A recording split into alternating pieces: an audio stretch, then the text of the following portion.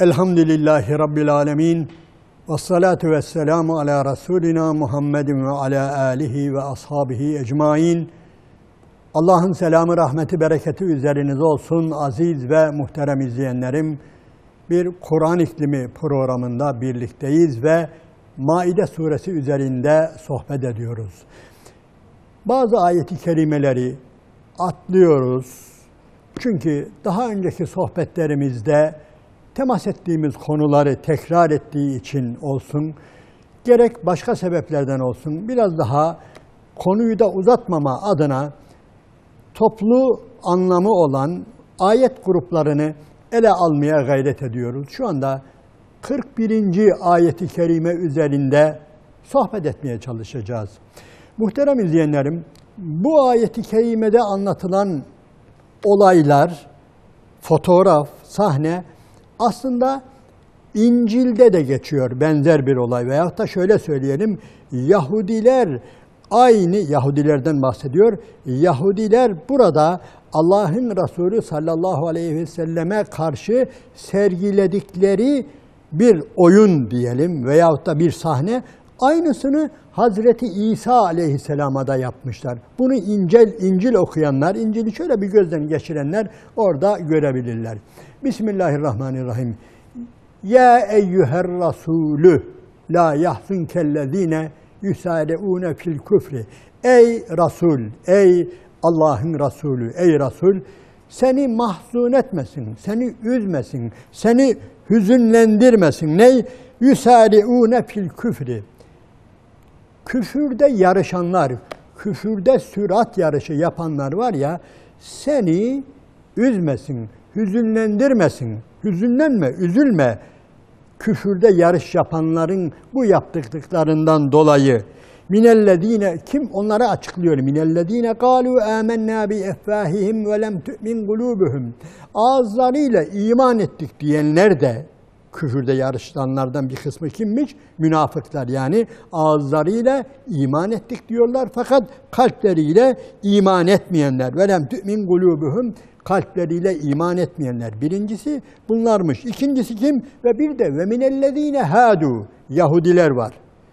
Özellikle bir de ilginçtir. Yahudilerle münafıklar beraberler. Yani biri ayrı değil. Aynı zamanda işbirliği de yapıyorlar. Zaten ellezine yettehizûnel kâfirîne evliyâe min dûnil müminin.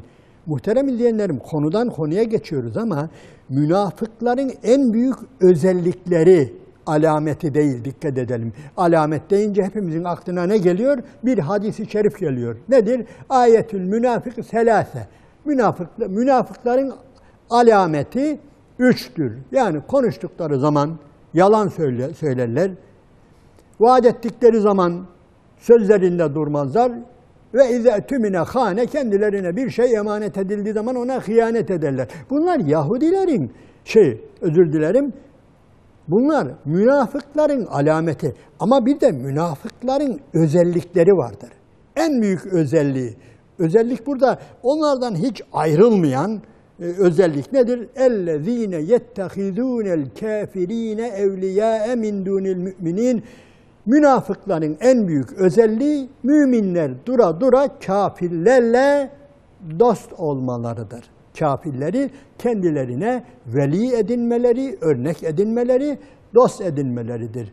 Yani burada işte beraberler, özellikle Medine'deki münafıkların en büyük özelliği aynı zamanda oradaki Yahudilerle beraber işbirliği halinde olmalarıdır. Onun için bu ayet-i kerimede de ikisi aynı anda zikrediliyor. Yani ey Resul, ya eyyüher Resulü, la yahzunkellezine yusari'une fil kufri minellezine galu amennâ bi effâhihim ve lem tu'min kulûbuhum ve minellezine hâdû. Ve bir de Yahudiler. Kimmiş bu Yahudiler? Yahudilerin de Efendimiz'i hüzünlendiren, üzen, Efendimiz'i üzüntüye sevk eden özellikleri varmış. Nedir bunlar? Semmâûne lil kezibi, semmâûne li kavmin âharîne lem ye'tûk. Yani çok yalan dinleyenler ve bir de başkaları adına dinleyenler. Başkaları adına gelip Efendimiz'i dinliyorlar. kendi adına değil başkaları gönderiyor. Gidin hele, gidin bir bakın hele bu Muhammed ne diyor diye. Çoğu zaman geliyorlar ve Müslümanların içerisinde Allah'ın Resulü'nün ashabının içerisinde bulunuyorlar, dinliyorlar ve götürüyorlar. Bir de özel görevlendiriyorlar.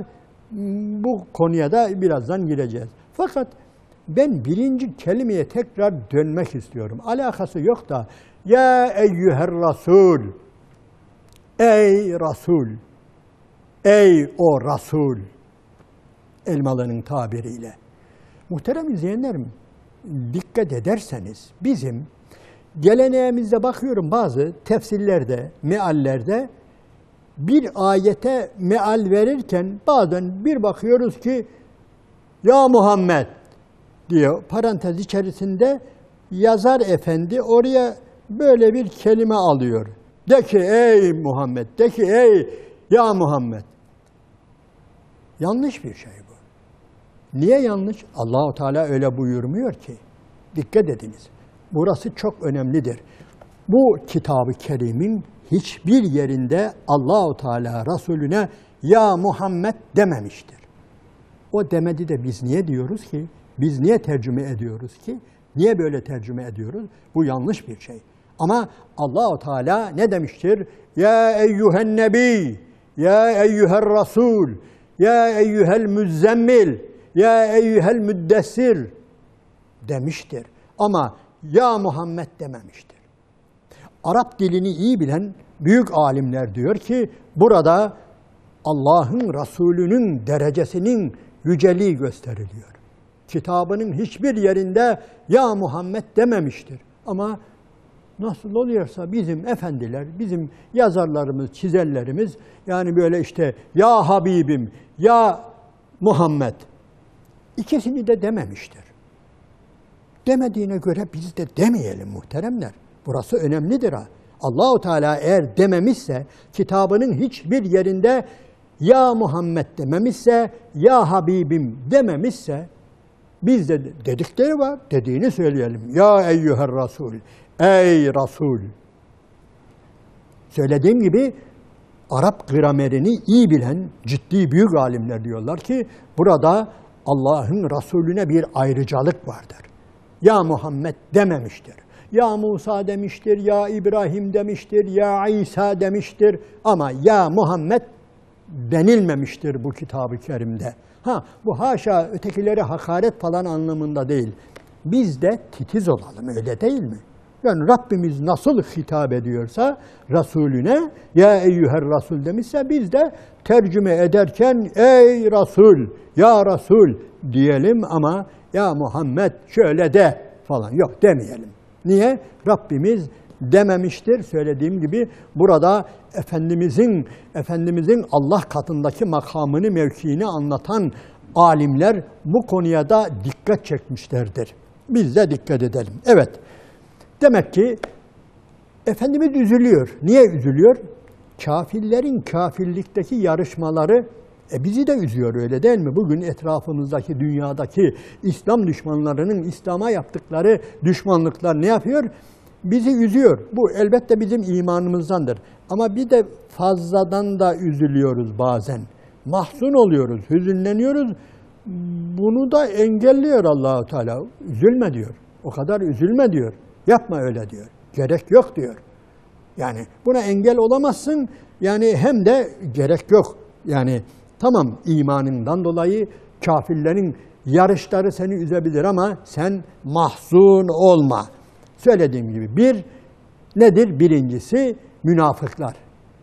Muhterem izleyenler, yeri geldiğinde münafıklardan çok bahsettik. Bu surede de vardı, Tevbe suresinde de vardı ama münafıklar önemli bir gruptur Allah'ın Resulü'nün devletinin içerisinde, Medine devleti içerisinde bayağı ciddiye alınacak bir gruptur. Hem bayağı sayıları vardı. Mesela Uhud'dan dönenler biliyorsunuz, o Abdullah İbni Übey ne yapmıştı? Döndürmüştü yarı yoldan. 300 kişi birden eksilmişti. Sonra birkaç olay var biliyorsunuz. Yani Hazreti Ömer radıyallahu anh birkaç defa ya Resulallah müsaade et ben işte bunun kellesini vurayım. Bazı münafıkları gösteriyor. Başta münafıkların reisi olmak üzere müsaade buyur, ben bunların boynunu vurayım dediğinde biliyorsunuz hayır.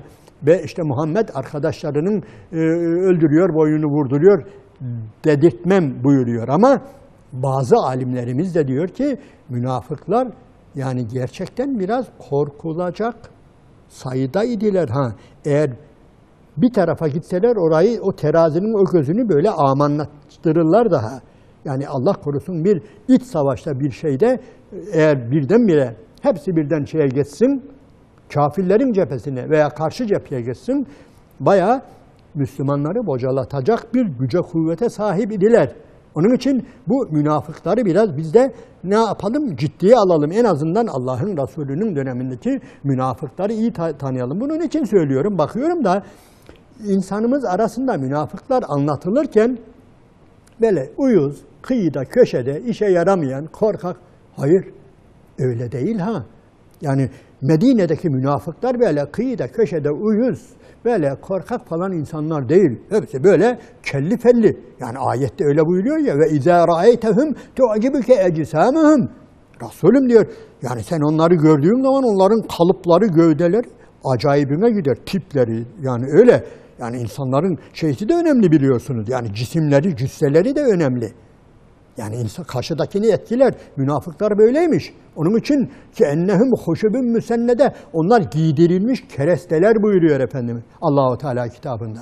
Yani münafıklar ciddiye alınmalıdır bu anlamda. Onu söylüyorum, münafık deyince hemen geçiştirmeyelim. Çünkü kelli felli, ağızları laf yapan ve konuştuklarında da bayağı kendilerini dinleten kendileri dinlersiniz diyor.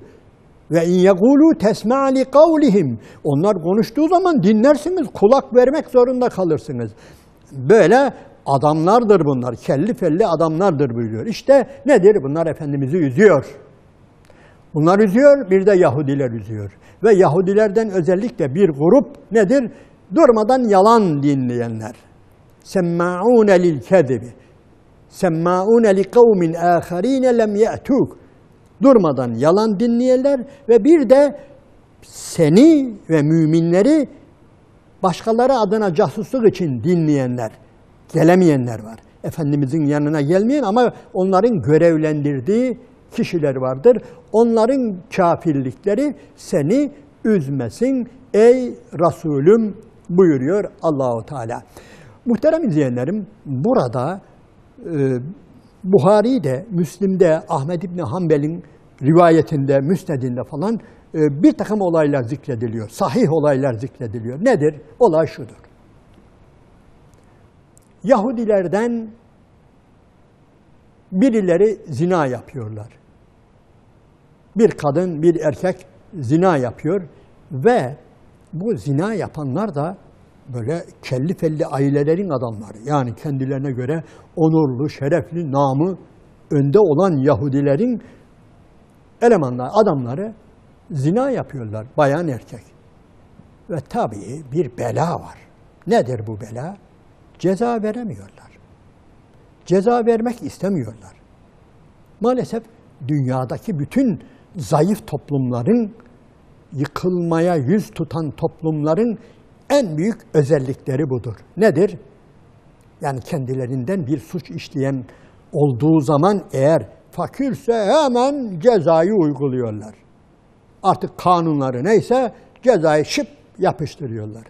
Ama eğer böyle kelli felliyse hemen yani o karıştırıyorlar ki tabii ki ne yapabiliriz? Acaba böyle bu cezayı vermemenin bir yolu var mıdır? Bir fetvası var mıdır? Veremiyorlar. Veremiyorlar. Bu yani insanlığın tıynetinde vardır. Bozulmakta olan toplumların en büyük özelliklerinden birisi budur. Nedir? Güçlülerine ceza verememeleri. Bugün de öyle değil mi? Yani hem bizim toplumumuzda hem başka yerde yani gerçekten böyle bir hastalık vardır. Onun için aynen yine böyle oluyor. Kitaplar isim de veriyor. Şunlar zina yapmıştı ve ne yapıyorlar? Uygulayamıyorlar. Neyi uygulayamıyorlar? Tevrat'ı Tevrat'taki cezayı uygulayamıyorlar. Korktuklarından veyahut da korktuklarından hatır saydıklarından, dikkat ediniz. Hatır saydıklarından dolayı Tevrat'ta ceza vardır. Nedir? Tevrat'taki ceza rejimdir. Burası çok önemli. Burası çok önemli. Tevrat'ta zina eden kadın, erkek rejim edilir diye bir hüküm vardır. Bugünkü Tevrat'ta da vardır, dünkü Tevrat'ta da vardır. Buralar bozulmamıştır ha. Bu da ayrı bir konu. Yani bazılarımız, efendim Tevrat tahrif oldu. Her yeri yok canım, her yeri değil. Yani tahrif edilen yerler, hatta tahrif nasıldır? Onda bile tartışma vardır. Tevrat'ın ve İncil'in tahrifinden maksat nedir? Efendim hepsi unutulmuş mudur? Hayır, hayır. Yani bazıları diyor ki bazı yerleri tahrif edilmiştir. Bazıları diyor ki hatta kendisi hiç tahrif edilmemiştir. Sadece anlamını değiştirmişlerdir. Ayetleri yörüngesinden oynatmışlardır. Bir daha da eski anlamı çıkmaz olmuştur. Öyle bir anlayış getirmişler ki bu ayetin anlamı şudur diye öyle bir yerleştirmişler ki kendi işlerinde asıl anlamına dönme imkanını artık ortadan kaldırmışlar. Bu da bir tahrif şeklidir. Bu da ayrı bir olaydır. Bu konulara fazla girmiyoruz. Ama bildiğimiz nedir? O günkü Allah'ın Resulü'nün yaşarken Medine'deki Yahudilerin elindeki Tevrat'ta rejim cezası vardır ve o rejim cezası nedir? Zina eden erkek ve kadına uygulanır ama başka cezalar da vardır. Yine Tevrat'ta durumuna göre hafifleştirilmiş bazı cezalar da var. Evet, işte diyorlar ki ilginç bir mantık. Bu olayı daha önce de sohbetimize konu ettiğimi ben hatırlıyorum. Muhterem izleyenlerim, Yahudilerin geliş mantığı gerçekten çok ilginçtir ha. Yani hem inanmıyorlar, hem Hazreti Peygamber'i kabul etmiyorlar, hem de açık konuşalım, kabul de ediyorlar herhalde bir yönüyle. Ne diyorlar biliyor musunuz? Muhammed'e gidin diyorlar. Ve Muhammed'e bu fetvayı sorun diyorlar. Aynen böyle. Bu fetvayı sorun. Bu olay ne olacak diye sorun. Dolaylı yönden sorun hatta. Eğer hafif bir ceza verirse, yani Tevrat'taki veya kendi Kur'an'ındaki, dikkat edin, bir ceza, yani bizim bu rejimden biraz düşük bir ceza verirse, mesela efendim eşeğe ters bindirme cezası varmış. Böyle zina edenler hayvana ters bindirilirmiş. Efendim elbiseleri ters giydirilirmiş ve mahallede yaşadığı yerlerde dolaştırılır. Bu da nedir? Bu da bir yani ifşa etmektir. Bu da bir cezadır. Yani bu da bir ceza şeklidir. Eğer böyle bir ceza verirse Muhammed sallallahu aleyhi ve sellem diyelim, alın, kabul edin. Deyin ki evet, bak bu verdiğim fetva var ya, biz onu aldık, kabul ettik. Bizim mahallede şimdi böyle bir olay var, gidip ona uygulayacağız diye söyleyin ve alın diyorlar. Ama yok, eğer böyle bizim istediğimiz ceza değil de yani Tevrat'taki cezayı söylerse sanki hiç duymamış gibidir. Hiç duymamış gibi, böyle bir fetvayı sormamışsınız gibi geri dönün gelin diyor. Bu ayeti kerimelerin anlamı aynen böyle. Buyuruyor ki yuharrifunel kelime min ba'di mevadihi yekulune in utitum hâzâ fehuzuhu. Eğer diyor böyle verirse onu alın. Yok eğer ve illem tevhu fahzeru. Eğer vermezse sakının diyor. Almayın. Şey yapmayın buyuruluyor. Muhterem izleyenler, aynen bu olayı bir daha tekrar edelim. İncil'de de var bu. İncil'de rivayete göre Hz. İsa aleyhisselam kalabalık bir yerde insanlar toplanmış, onlara vaaz ediyor. Onlara davette bulunuyor, tebliğde bulunuyor. Derken kalabalığı birileri yarıyor, dikkat edin. Bir de bakıyorlar ki Yahudilerin ileri gelenleri, yanlarında da bir bayan, onu getiriyorlar böyle, atıyorlar Hazreti İsa Aleyhisselam'ın önüne. Ey efendi, bu bayan zina etmiştir. cezalandır bunu. Niye getiriyorsunuz? Sizin şeyiniz yok mu? Mabediniz yok mu? Sizin din adamlarınız yok mu? Hem bu Hz. İsa'ya zaten iman etmiyorsunuz. Aynen Allah'ın Resulüne davrandığı gibi davranıyorlar. Hem iman etmiyorlar hem de madem öyle cezasını verin. Aynen aynı olay, benzer bir olay orada da yaşanıyor. Atıyorlar önüne ve dikkat edin, eğer Tutku filmini izleyeniniz varsa bu sahne orada da var. Doğru ha. Yani İncil'e göre doğru aynen. Orada ve Hz. İsa Aleyhisselam elinde bir çöp var, böyle yeri oturduğu yerden böyle yeri çiziyor, eşeliyor, onlara hiç bakmıyor. Ve buyuruyor ki, ne istiyorsunuz benden? Bu zina eden bayan, bunun zina ettiğini söylüyorsunuz ve bunun temizlenmesini, cezalandırılmasını istiyorsunuz, öyle mi? Demek istiyor. O halde içinizde en temiz olan ilk taşı atsın buyuruyor. Yani böyle pis işlere girmeyen, hiç daha bulaşmamış hanginiz varsa ilk taşı o atsın buyuruyor. Çok önemlidir. Hiç kafasını kaldırmıyor ve orada bir tane, o getirenlerden bir tane kişi kalmıyor. O bayan orada kalıyor, oturduğu yerde, atıldığı yerde kalıyor ve ötekiler oradan teker teker böyle başını eğen gidiyor. Dikkat ederseniz bu sahneyle Allah'ın Resulüne getirilen olay da birbirlerine çok benziyor. Konu zaten aynı konu ve aynı şekilde inanmadıkları bir peygamber ama ondan da Hazreti İsa'dan da güya bir şey istiyorlar ama dikkat edin onun verdiği ders de yani öylesine güzel Hazreti İsa'ya yakışacak bir ders ve hepsi çekip gidiyor ve sonunda rivayete göre o bayan Hazreti İsa'ya iman ediyor ve hem de ümmetinin, ashabının en ileri gelenlerden birisi oluyor. Evet, muhterem izleyenlerim, kaldığımız yerden inşallah önümüzdeki hafta kaldığımız yerden devam ederiz. Bu ayet-i kerimeler gerçekten Maide suresi, Kur'an-ı Azimüşşan'ın en son inen ahkam ayetleriyle dolu suresidir. Allah-u Teala inşallah bizleri yanlış anlatmaktan, yanlış anlamaktan bizleri muhafaza buyursun. Allah'ın selamı, rahmeti, bereketi üzeriniz olsun.